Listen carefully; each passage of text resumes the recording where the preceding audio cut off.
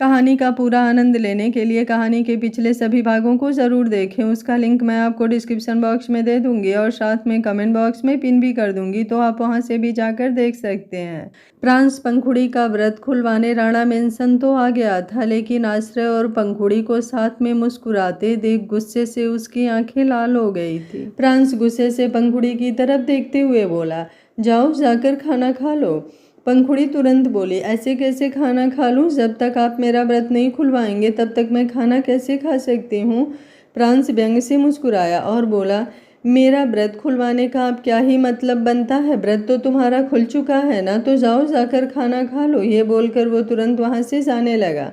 पंखुड़ी ने जल्दी से उसका हाथ पकड़ा और बोली, सुनिए, रुकिए तो, कहाँ जा रहे हैं?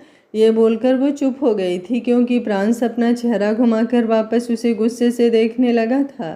पंखुड़ी जल्दी से बोली, अब आप ऐसे भी क्यों बोल रहे हैं? मेरा व्रत क्यों नहीं खुलवाएंगे आप? प्लीज़ आप ऐसा मत कीजिए ना, सब लोग पूजा कर रहे हैं। वो देखिए, सासू माँ और ससुर जी ने तो पूजा कर भी ली। हम भी चले ना वहाँ पर? मुझे चाँद को देखते हुए आपका चेहरा देखना है। ये बोलते हुए पंखुड़ी के चेहरे पर मासूमियत झलक रही थी और उसकी आवाज़ बेहद प्यारी थी। प्रांस ने एक झटके में उससे अपना हाथ छुड़वाया और बोला, लेकिन मुझे इन सब चीज़ों में कोई इंटरेस्ट नहीं है। ये बोलकर अब वो तुरंत बाहर की तरफ बढ़ने लगा, लेकिन जैसे ही उसने 2 कदम आगे बढ़ाए, उसका सामना सृष्टि से हुआ, जो चाँद की पूजा करने के बाद, अपना और प्रलय का व्रत खोलने के बाद वहाँ पर आई थी। वो गुस्से से प्रांस की तरफ देखते हुए बोली, क्या कहा तुमने? तुम्हें इन सब चीज़ों में कोई इंटरेस्ट नहीं? क्या तुम पंखुड़ी का व्रत नहीं खुलवाओगे? ये बोलते हुए उसकी नज़रें प्रांस पर थी, लेकिन साथ ही साथ वो पंखुड़ी को भी देख रही थी, जिसकी आंखों में आंसू आ चुके थे। भला उस मासूम सी जान का क्या ही कसूर था जो प्रांस उसे इस तरह से सता रहा था? प्रांस गुस्से से बोला, जब मुझे इन सब चीज़ों में कोई इंटरेस्ट नहीं है तो मैं ये सब चीज़ क्यों करूं? जिसे इंटरेस्ट है वो देखे कि उसे क्या करना है और क्या नहीं। सृष्टि गुस्से से बोली, मुझे गुस्सा मत दिलाओ प्रांस। माना तुम प्रांस राणा हो, लेकिन मैं भी सृष्टि प्रलय राणा हूँ, किसी से कम नहीं।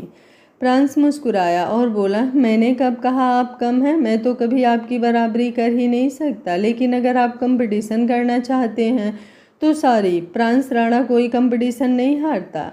ये बोलते हुए उसका लहजा बहुत सख्त था। प्रलय गुस्से से बोला, बस बहुत हुआ, चुपचाप पंखुड़ी का व्रत खुलवाओ और ये तमाशा यहीं पर ख़त्म करो। यहाँ पर सब गेस्ट आए हुए हैं प्रांस। प्रांस व्यंग से मुस्कुराया और बोला, जैसे आपकी प्रायोरिटी आपके गेस्ट है मिस्टर प्रलय राणा, वैसे ही मेरी प्रायोरिटी मेरे मूड है, और मेरा मूड नहीं है आपकी बहू का व्रत खुलवाने का। आप समझ गए या मैं दोबारा अपनी बात रिपीट करूं? ये बोलकर अब वो मुस्कुराया, लेकिन उसकी मुस्कुराहट एकदम ज़बरदस्ती वाली थी। सृष्टि ने एक गहरी सांस ली और बोली, ओके फाइन, अगर तुम पंखुड़ी का व्रत नहीं खुलवाना चाहते तो कोई बात नहीं, रहने दो। उसकी बात सुनकर पंखुड़ी हैरान रह गई। वो जल्दी से आगे आई और बोली, क्या बात कर रही हैं आप सासू माँ? वो आप ही तो थी ना जो बार बार मुझसे कह रही थी कि मैं व्रत तोड़ दूँ, दूध और फ्रूट खा लूँ, क्योंकि आपसे मेरी हालत देखी नहीं जा रही थी। अब आपको मेरी हालत दिखाई नहीं दे रही क्या? अगर आधा घंटा और मैंने कुछ नहीं खाया ना तो मुझे हॉस्पिटल ले जाना पड़ेगा आप लोगों को। उसकी बात पर सृष्टि हल्का सा मुस्कुराई। यहाँ पर उसके और प्रांस के बीच मामला एकदम गर्म हो चुका था और पंखुड़ी की बातें सुनकर वो एक बार फिर से हंसने के मूड में आ गई थी। वो पंखुड़ी की तरफ देखते हुए बोली, अब जब तुम्हारा पति तुम्हारी हालत पर तरस नहीं खा रहा तो मैं कौन होती हूँ कुछ कहने वाली? अगर तुम्हें अपना व्रत खोलना है तो जाओ, अकेली जाकर खोलो। उसकी बात सुनते हुए प्रांस सृष्टि को गहरी नज़रों से देखने लगा था। सृष्टि मुस्कुराई और बोली, पंखुड़ी का व्रत है और वो व्रत नहीं खोलना चाहती तो समझ में आता है, वो कुछ खा भी नहीं सकती। ये बताओ, तुमने ऑफिस में आज सुबह से कुछ खाया क्यों नहीं? प्रांस तिरछा मुस्कुराया और बोला, मतलब आप मुझ पर नज़र रख रही थी? वेल, ये नज़र आपकी कम और आपके हस्बैंड की ज़्यादा होगी, है ना? ये बोलते हुए उसने एक नज़र प्रलय को देखा। सृष्टि तुरंत बोली, हाँ रख रही थी नज़र, और जहाँ तक मुझे समझ आया तो बात यह है कि तुमने भी करवा चौथ का व्रत रखा है। उसकी बात सुनकर प्रांस हंसा और बोला, वाट रबिश, जब मैं इन सब चीज़ों में कोई इंटरेस्ट नहीं रखता तो मैं किसी के लिए व्रत क्या रखूँगा? मैंने कोई व्रत नहीं रखा। सृष्टि मुस्कुराई और बोली, ये बात अभी प्रूफ हो जाएगी। ये बोलकर उसने सामने खड़े सर्वेंट की तरफ इशारा किया जो पहले से ही ट्रे लेकर वहाँ खड़ा था, जैसे उसे वहाँ पर किसी ने खड़ा किया हो। वो सर्वेंट जैसे ही वहाँ पर आया, अगले ही पल सृष्टि ने वो ट्रे अपने हाथों में ली और प्रांस की तरफ बढ़ाते हुए बोला, अगर तुमने व्रत नहीं रखा तो ये जूस पीकर दिखाओ। उसकी बात पर प्रांस हैरान रह गया। उसकी आईब्रो ऊपर की तरफ उठ गई थी। वो तुरंत बोला, और मैं ऐसा क्यों करूं? सृष्टि झट से बोली, अपने आप को प्रूफ करने के लिए, वरना मैं समझ जाऊंगी कि तुमने करवा चौथ का व्रत रखा है और फिर तुम बेशक से जितनी मर्जी अपना एटीट्यूड दिखाते रहना, ये बात तो प्रूफ हो ही जाएगी कि तुमने पंखुड़ी के लिए व्रत रखा है। प्रांस व्यंग से मुस्कुराया और बोला, ओके फाइन, अगर आपको ये लैंग्वेज समझ में आती है तो यही सही। ये बोलकर उसने ट्रे में रखा हुआ जूस का गिलास उठाया और पंखुड़ी की तरफ देखा। अगले ही पल उसकी नज़रें नीचे ऊपर दाएं बाएं चारों तरफ घूमी और उसने उस जूस के गिलास को अपने होठों से लगा लिया। वो जूस पीते हुए अब वो पंखुड़ी की तरफ नहीं बल्कि ऊपर आसमान को देख रहा था और फिर वापस पंखुड़ी को देख रहा था। बेशक से पंखुड़ी को कुछ समझ नहीं आया, लेकिन सृष्टि के चेहरे पर मुस्कुराहट तैर गई थी। उसका खट्टा नींबू इतना भी खट्टा नहीं था जितना सब समझ रहे थे। अब तो उसे कन्फर्म हो गया था कि प्रांस ने पंखुड़ी के लिए व्रत रखा है। उसने अपने होठों पर अपनी उंगलियां रख ली थी और प्रलय भी मुस्कुरा रहा था, लेकिन उसे अफसोस भी था कि काश प्रांस जितना प्यारा है उतना ही एक्सप्रेसिव भी होता। काश प्रांस अपने दिल की बातें किसी से खुलकर बता पाता, पर पता नहीं क्यों प्रांस सामने से इतना एटीट्यूड दिखाता था और उसके अंदर क्या है और क्या नहीं, ये कभी कोई समझ ही नहीं पाता था। पंखुड़ी की आंखों में आंसू तैर गए। उसे उम्मीद तो नहीं थी कि प्रांस उसके लिए व्रत रखेगा, लेकिन सृष्टि की बातों से उसे उम्मीद हो गई थी। पर अब प्रांस को जूस पीते हुए देख वो रोने लगी थी। सृष्टि ने उसके कंधे पर अपना हाथ रखा और बोली, तुम्हें रोने की कोई ज़रूरत नहीं है पंखुड़ी। जो इंसान तुमसे प्यार नहीं करता, तुम्हें भी उसके लिए रोने की कोई ज़रूरत नहीं है। आज का दिन तुम यहीं पर रहोगी, लेकिन कल सुबह होते ही तुम अपने मायके चली जाना। मुझे नहीं लगता कि इस शादी का अब कोई फ्यूचर है। पंखुड़ी उसकी तरफ देखते हुए बोली, सासू माँ, मैं नहीं जाऊंगी। और रही बात व्रत की, तो मैंने पहले भी आपसे कहा था कि मैं ये व्रत नहीं तोड़ूंगी जब तक ये मुझे अपने हाथों से पानी नहीं पिलाएंगे। कुछ नहीं पीऊंगी, कुछ नहीं खाऊंगी। ये बोलकर वो अपने आंसू साफ करते हुए तुरंत अपना लहंगा हल्का हल्का ऊपर की तरफ उठाते हुए अंदर की तरफ भाग गई। सृष्टि और प्रलय प्रांस की तरफ देखते हुए बोले, अब तुम्हें जहाँ जाना है तुम जा सकते हो, हम दोनों को भी थोड़ा पर्सनल काम है। ये बोलकर सृष्टि प्रलय की तरफ देखकर मुस्कुराई और फिर जल्दी से अंदर की तरफ भाग गई। वहीं प्रांस ने वो जूस का खाली गिलास ट्रे में रखा और अगले ही पल अपने माथे पर अपना हाथ रख लिया। वो 2-3-3 4-4 बोतल एक साथ पी लेता था, लेकिन अब उसे ऐसा लग रहा था जैसे किसी ने 10-12 बोतल एक साथ उसे पिला दिया। उसका सर हद से ज़्यादा भारी हो गया था। उसने अपने कदम आगे की तरफ बढ़ाए, लेकिन फिर अचानक से वो रुका। वो आगे तो चल ही नहीं पा रहा था, तो वो अब पीछे की तरफ देखने लगा जहाँ पर पंखुड़ी भागते हुए गई थी। अगले ही पल वो मुस्कुराया और बोला, मेरी रोज पीटल, तुम मुझसे नाराज हो गई क्या? अब मुझे उसे मनाना पड़ेगा। मनाऊंगा तो सही, पहले उसका करवा चौथ का व्रत भी तो खुलवाऊंगा। मेरी रोज पेटल ने मेरे लिए व्रत रखा है ना। ये बोलते हुए उसकी आवाज़ उसकी तरह झूम रही थी। उसकी आंखें हल्की हल्की बंद हो रही थी और वो मुस्कुराए जा रहा था। वो अब धीरे धीरे अपने कदम बढ़ाते हुए राणा मैंसन के अंदर की तरफ आया और फिर सीधा अपने रूम की तरफ बढ़ गया। वहीं पंखुड़ी रोते हुए अपने रूम में आ गई थी और बिस्तर पर ना लेटकर सीधा बालकनी में आई, जहाँ पर उसे सामने ही आसमान में चमकता हुआ चाँद दिखाई दे रहा था। वो अब अपने पूरे रूप में आ चुका था, एकदम खूबसूरत सा चाँद। लेकिन उसे देखते हुए खूबसूरत सी पंखुड़ी रो रही थी। वो चाँद की तरफ देखते हुए बोली, मुझे तुमसे बात नहीं करनी चंदू चाँद, क्योंकि मेरा मूड खराब है। तुम्हें पता है मैं अपने पति से कितना प्यार करती हूँ, लेकिन वो है कि मुझे प्यार ही नहीं करते। पर मैं क्या करूँ, मैं तो उन्हें प्यार करती हूँ ना, तो मैं उन्हें छोड़कर क्यों जाऊँ? नहीं जाऊँगी मैं छोड़कर। ये बोलते हुए वो अपना नाक सिकोड़ रही थी। तभी अचानक से दरवाज़ा खुला तो पंखुड़ी ने दरवाजे की तरफ देखा। वहाँ पर प्रांस को देखकर उसने जल्दी से अपना चेहरा वापस घुमाया और अपने आंसू साफ करने लगी। वरना प्रांस उसे एक बार फिर से सुनाता कि उसे रोना पसंद नहीं। वो अभी आसमान की तरफ देख ही रही थी कि अचानक ही प्रांस उसके पीछे आकर खड़ा हो गया। पंखुड़ी अब उसकी तरफ नहीं देख रही थी और ना ही उसे पता था कि प्रांस उसके पीछे खड़ा है। प्रांस ने अब अपने दोनों हाथ उसकी कमर पर रखे और फिर धीरे धीरे उन हाथों को उसके पेट पर लेकर गया। पंखुड़ी एकदम से सिहर गई, उसकी सांसें तेज हो गई थी। फ्रांस का उसके पास आकर यूं खड़ा हो जाना ही उसके लिए बहुत बड़ी बात थी और अब जिस तरह से वो उसके पेट को अपने हाथों से छू रहा था, उसकी तो जान निकलने लगी थी। उसका दिल जोरों से धक धक कर रहा था और अब फ्रांस उसके और भी ज़्यादा करीब हो गया था। उसने पंखुड़ी के खुले बालों को पीछे से उसकी गर्दन से हटाया और फिर उसकी गर्दन पर खुद अपने होठ रखकर उसे चूमते हुए बोला, तुम नाराज हो मुझसे रोज पीटल। उसके मुंह से रोज पीटल सुनकर पंखुड़ी की आंखें बड़ी हो गई।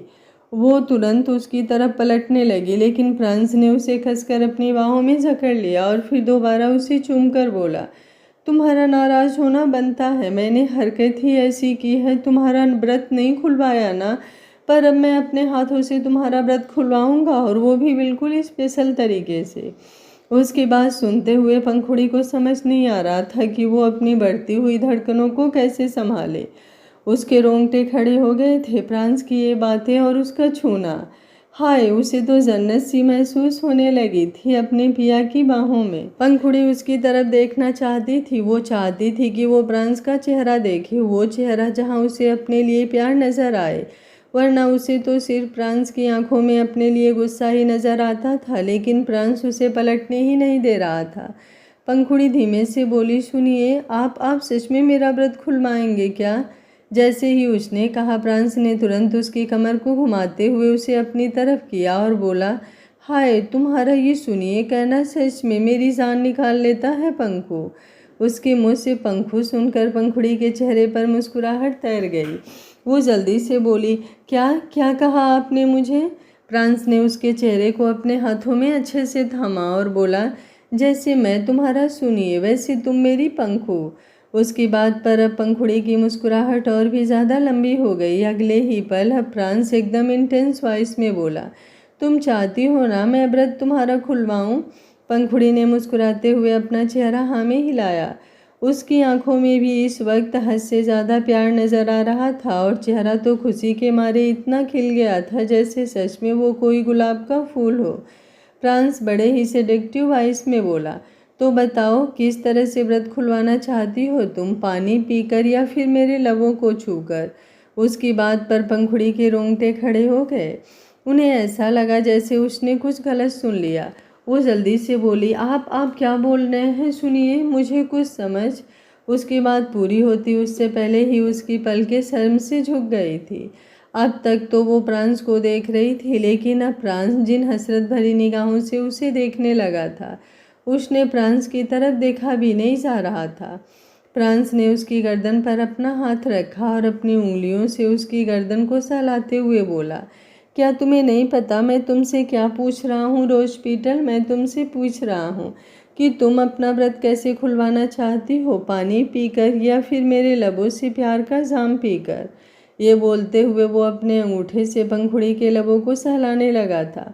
पंखुड़ी अपनी बढ़ती हुई धड़कनों को संभाल कर बेहद धीमे से बोली, जैसे आप पिलाना चाहें। जैसे ही उसने कहा, फ्रांस मुस्कुराया और अगले ही पल उसने अपना चेहरा पंखुड़ी के चेहरे पर झुका दिया और उसके होठों को लॉक कर दिया।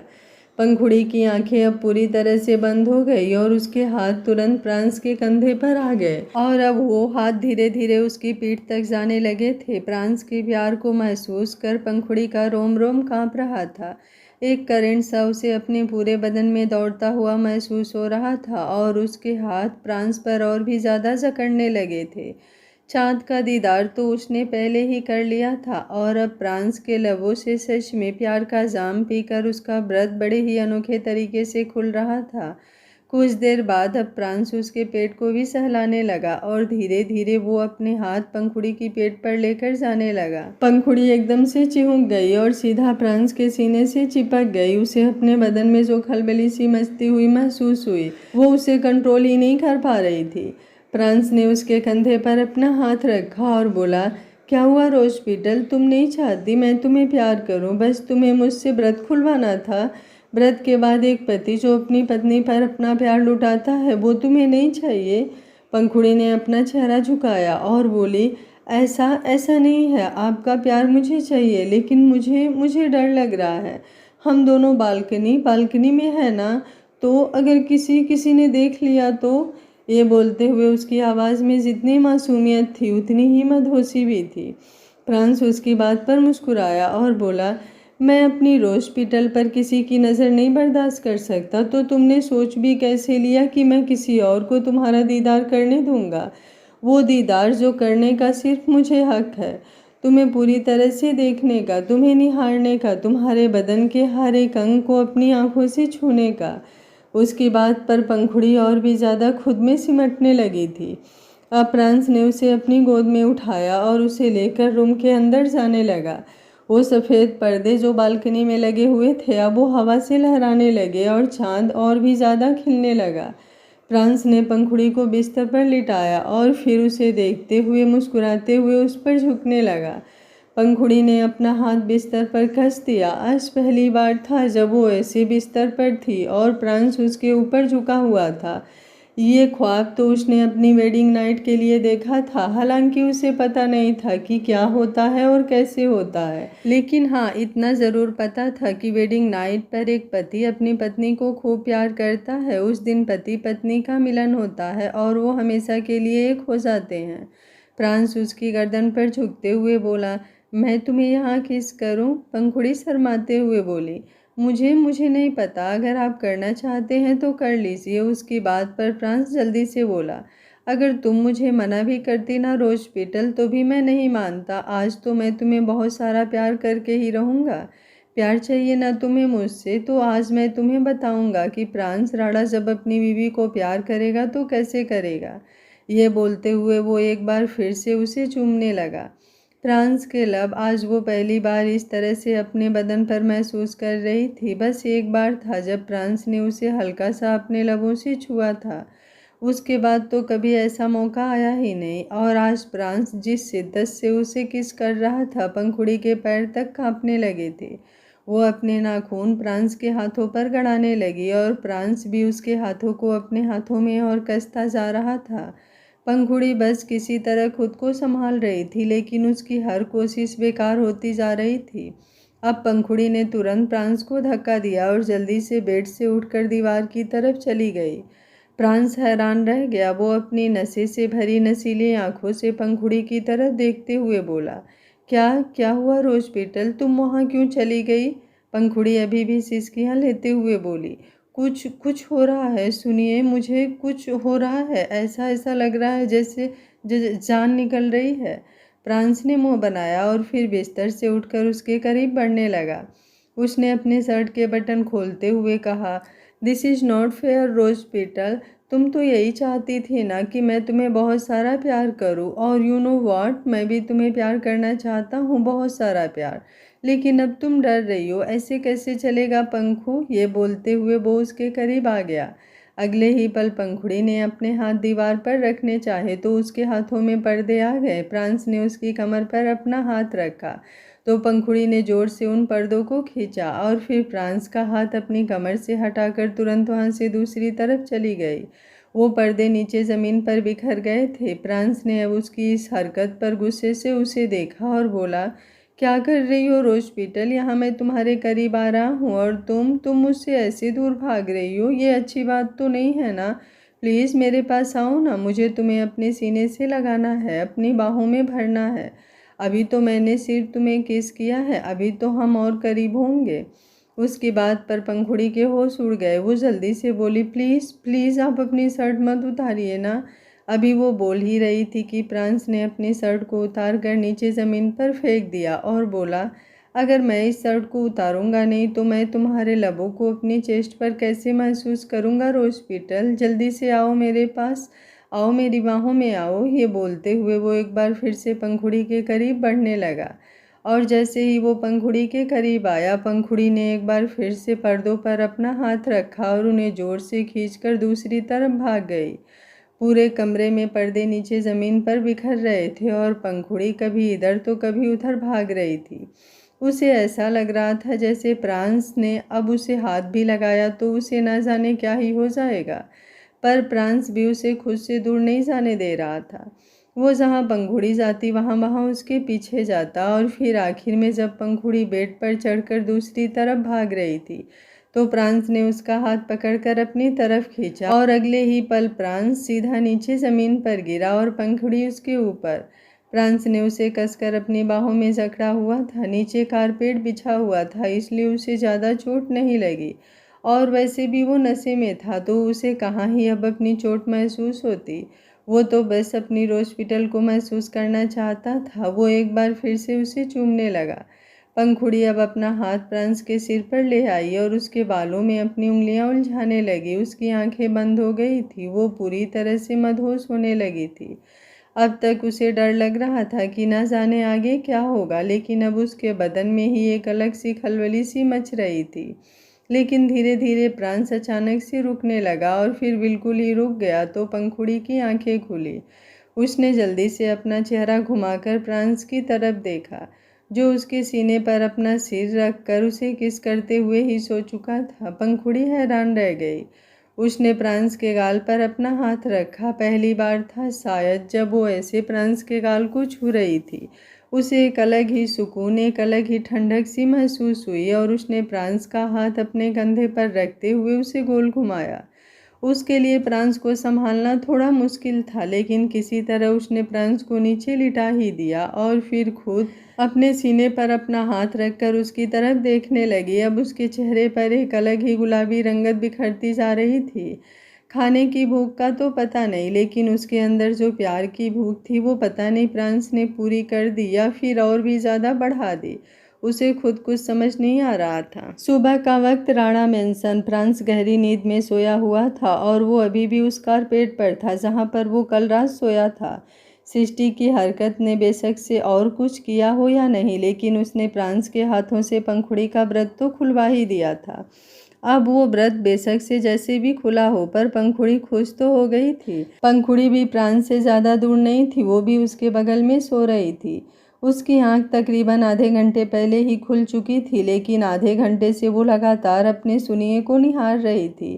पहली बार था जब वो ऐसे प्रांस को देख पा रही थी, वरना उसकी तो नज़रें भी प्रांस पर उठती तो प्रांस उसे खाने को दौड़ता। तभी अंगड़ाई लेते हुए प्रांस ने अपनी आंखें खोली। अगले ही पल उसे कुछ अजीब सा महसूस हुआ। उसकी नज़रें तुरंत पंखुड़ी की तरफ घूमी और उसे मुस्कुराकर अपनी तरफ देखते हुए देखा। उसकी आंखें बड़ी हो गई। अगले ही पल उसे अब ये भी रियलाइज हुआ कि वो बिस्तर पर नहीं बल्कि कारपेट पर सो रहा है। पंखुड़ी उसकी तरफ देखकर मुस्कुराकर बोली, गुड मॉर्निंग। जैसे ही पंखुड़ी ने कहा, अगले ही पल प्रांस गुस्से से कांपते हुए अपनी जगह पर उठकर बैठा। उसने अपने सीने की तरफ देखा जहां पर पंखुड़ी के लबों के निशान थे। हालांकि पंखुड़ी ने उसे किस तो नहीं किया था, लेकिन जिस तरह से प्रांस उसे किस कर रहा था उसकी लिपस्टिक के निशान प्रांस की चेस्ट पर लग चुके थे। और अब प्रांस की नज़रें पंखुड़ी की गर्दन पर गई जहाँ गहरे नीले निशान नजर आ रहे थे। पंखुड़ी मुस्कुराते हुए बोली, क्या हुआ, आप ऐसे परेशान क्यों हो रहे हैं? प्रांस गुस्से से बोला, कल रात हम दोनों के बीच क्या हुआ था? पंखुड़ी मुस्कुराते हुए बोली, मुझे नहीं पता उसे क्या कहते हैं, लेकिन उसकी बात पूरी होती उससे पहले ही प्रांस गुस्से से बोला, वाट रबिश, हम दोनों के बीच ऐसा कभी कुछ हो ही नहीं सकता।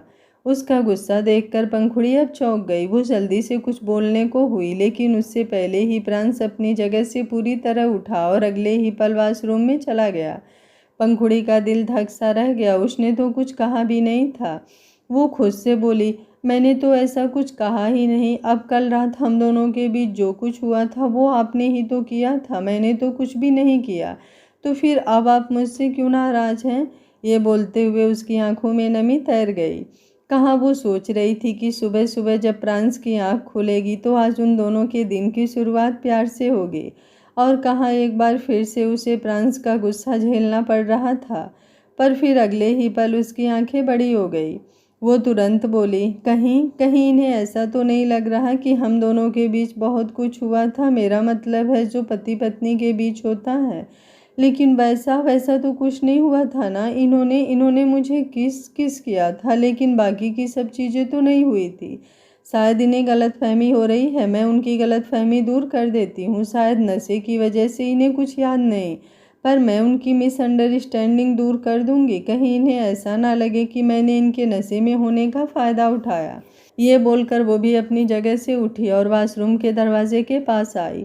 वो दरवाज़ा नॉक करते हुए बोली, सुनिए, शायद आपको कोई गलतफहमी हो रही है। आप जैसा सोच रहे हैं कल हम दोनों के बीच वैसा कुछ नहीं हुआ था।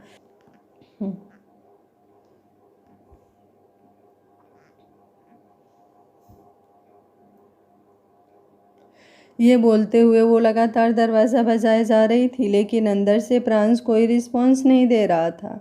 पंखुड़ी एक बार फिर से बोली, सुनिए, आप दरवाज़ा तो खोलिए, मैं आपको बताऊंगी ना कि क्या हुआ था और क्या नहीं। प्लीज़ आप मुझसे नाराज़ मत होइए ना, आपकी नाराज़गी मुझसे देखी नहीं जाती। देखिए, अगर आप दरवाज़ा नहीं खोलेंगे तो मैं उसकी बात पूरी होती उससे पहले ही प्रांस ने दरवाज़ा खोला। वो इस वक्त अब अपने बॉक्सर्स में आ चुका था। उसे देखते ही पंखुड़ी के होश उड़ गए और गला सूखने लगा। उसने जल्दी से अपना चेहरा घुमा लिया। फ्रांस गुस्से से बोला, बोलो, क्या बोलना है। पंखुड़ी बोलने के लायक तो अब रह ही नहीं गई थी। फ्रांस को देखते ही उसे कुछ होने लगा था। फ्रांस गुस्से से बोला, अब तुम्हारी जुबान क्यों नहीं खुल रही? बोलो, क्या बोलना चाहती हो तुम? पंखुड़ी ने जल्दी से अपना चेहरा नामे हिलाया और अगले ही पल वहां से वापस बिस्तर की तरफ भाग गई। कुछ ही देर बाद वॉशरूम से फ्रांस बाहर निकला और सीधा अपने क्लोजेट की तरफ बढ़ गया। इस वक्त उसने अपने कमर पर टॉवेल लपेटा हुआ था। पंखुड़ी ने एक नज़र उसे देखा तो अगले ही पल उसकी आंखों के सामने वो सारे पल घूमने लगे जो कल उसने फ्रांस के साथ बिताए थे, और उसकी बॉडी में एक हलचल सी मच गई। वो बेचैन हो रही थी। अगले ही पल अब उसने फ्रांस पर से अपनी नज़रें हटा ली, जबकि फ्रांस उसकी ये हरकतें नोटिस कर रहा था। वो अपने हाथों में अपनी शर्ट लिए उसके पास आया तो पंखुड़ी की सांसें गहरी होने लगी। वो जल्दी से बोली, मैं वॉशरूम जाना था मुझे, मैं अभी आती हूँ। ये बोलकर वो जैसे ही वहाँ से जाने लगी, फ्रांस ने उसका हाथ पकड़कर उसे रोक दिया तो पंखुड़ी का दिल धक धक करने लगा।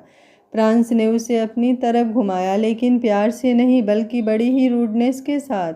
वो उसके चेहरे की तरफ देखते हुए बोला, अगर तुम्हें लग रहा है कि कल मैं तुम्हारे करीब आया, इट मीन्स मैं इस शादी को मानता हूँ और मैं तुमसे प्यार करता हूँ, तो तुम बहुत बड़ी गलतफहमी में हो।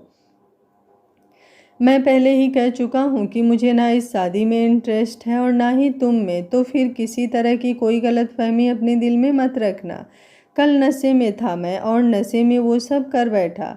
पंखुड़ी जल्दी से बोली, लेकिन आप गलत समझ रहे हैं, वो सब नहीं हुआ है हमारे बीच जो आप।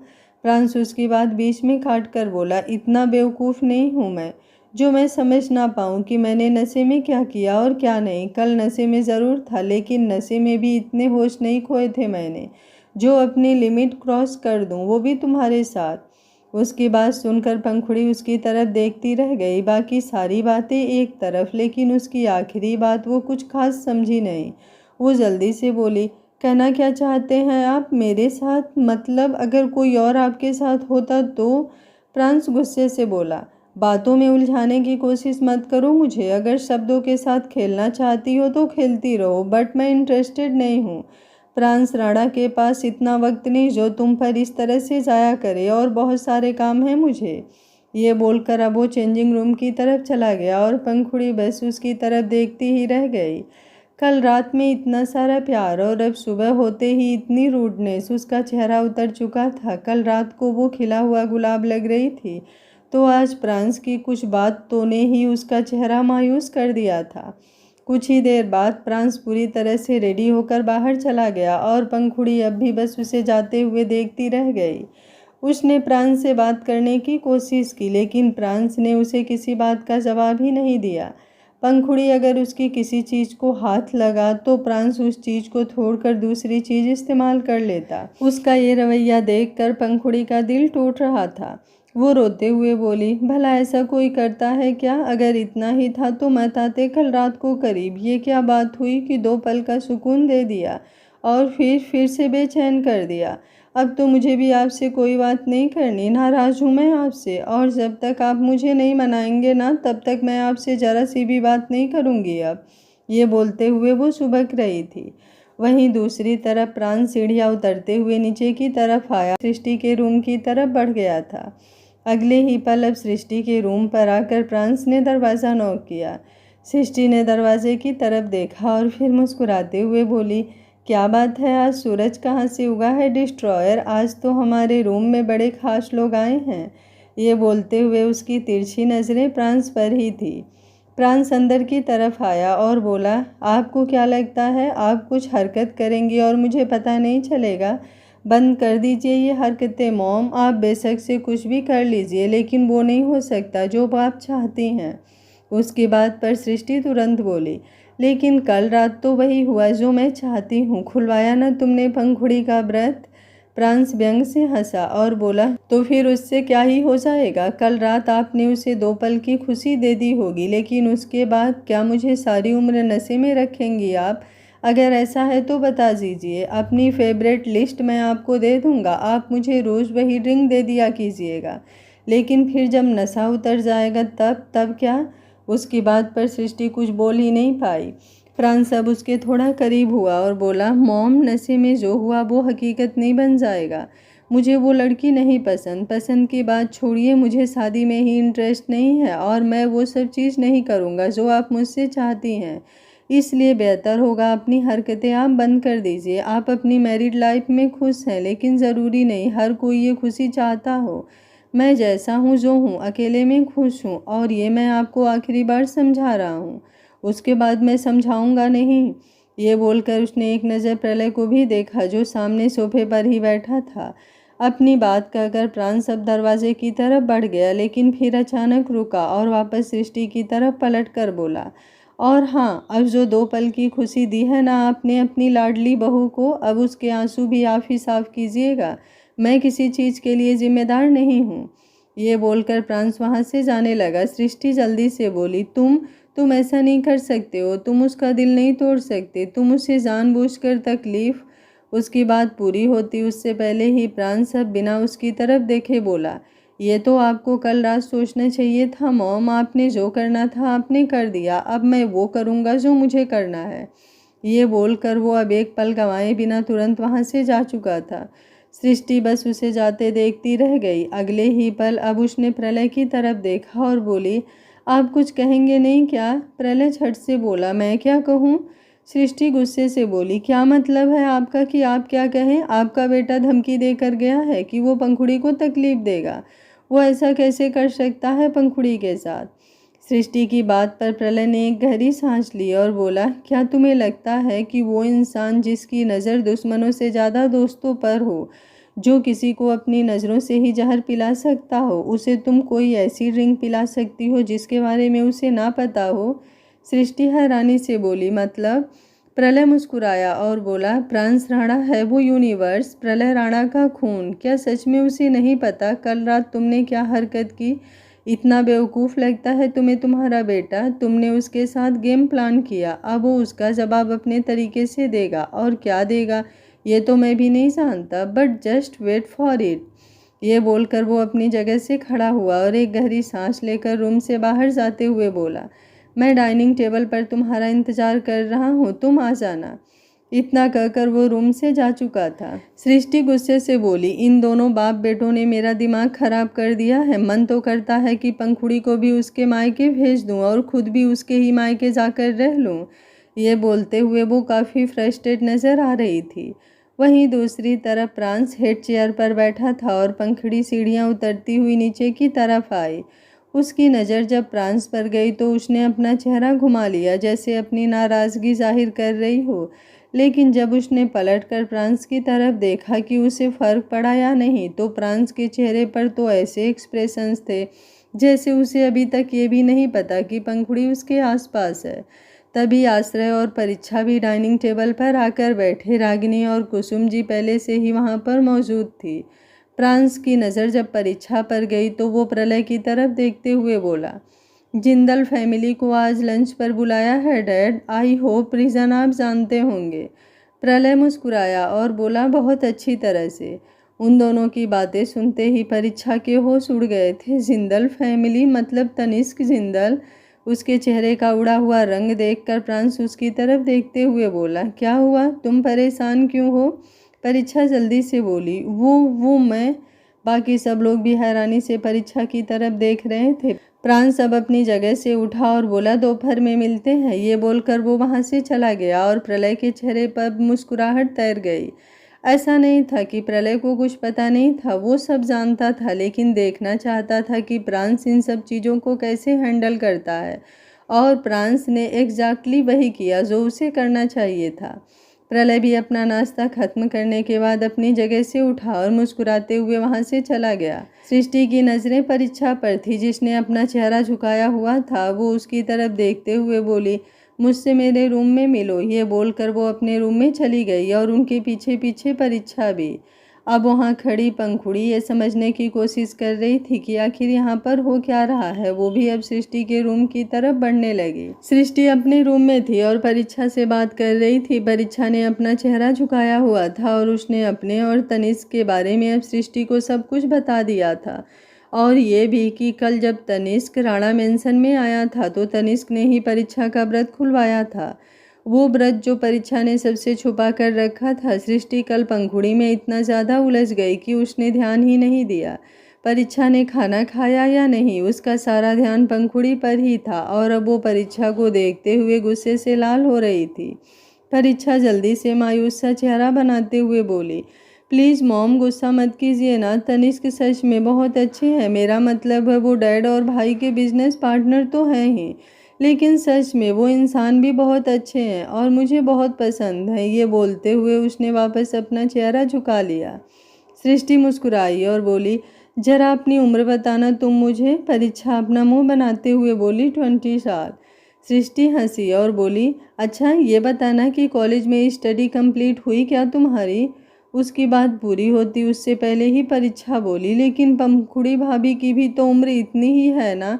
अगर वो इतनी उम्र में भाई से शादी कर सकती हैं तो मैं क्यों नहीं? ये बोलते हुए वो शिकायती नज़रों से सृष्टि को देख रही थी। सृष्टि तुरंत बोली, क्योंकि पंखुड़ी ने अपनी स्टडी कंप्लीट कर ली, वो आगे नहीं पढ़ना चाहती थी। लेकिन तुम तो आगे पढ़ना चाहती थी ना? परीक्षा जल्दी से बोली, तो मिस्टर जिल्दन कौन सा मेरी बुक्स फाड़ देंगे या फिर मुझे पढ़ने का टाइम नहीं देंगे? ये बोलते हुए उसके चेहरे पर हल्की सी शरारती मुस्कुराहट आ गई। सृष्टि ने उसे घूर कर देखा। परीक्षा जल्दी से सृष्टि के गले लग गई और बोली, प्लीज़ ना मॉम, मान जाइए ना, आई प्रॉमिस, आप मुझे जो कहेंगी मैं वो करूँगी। अपनी स्टडी भी कंप्लीट करूँगी, आपको कोई शिकायत का मौका नहीं दूँगी। पर मुझे मिस्टर जिंदल से शादी करनी है। Please mom, please please please. ये बोलते हुए वो सृष्टि को और भी ज़्यादा अपनी बाहों में कस रही थी और अब सृष्टि भी कहीं ना कहीं पिघल गई।